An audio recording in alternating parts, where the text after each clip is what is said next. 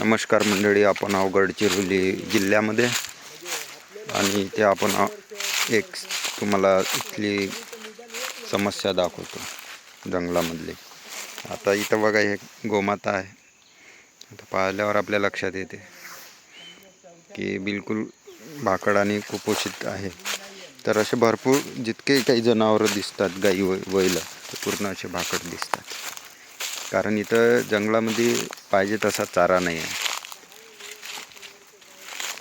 त्यामुळे गाई वगैरे रात्रंदिवस असे फिरत राहतात चाऱ्याच्या शोधामध्ये.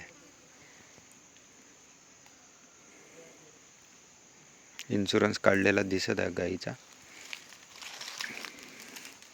तर अशी अवस्था गडचिरोली जिल्ह्यात आहे. ते गाय चरण्यासाठी आलेली आहे जंगलामध्ये. आता हे जेवढं काही भेटेल तेवढं ते खाईन. आता इथं तिला काही बिया सापडल्या, तर त्या बिया खाल्ल्या होत्या. आता ते उगलल्या तिनं, ते बिया दिसते तुम्हाला.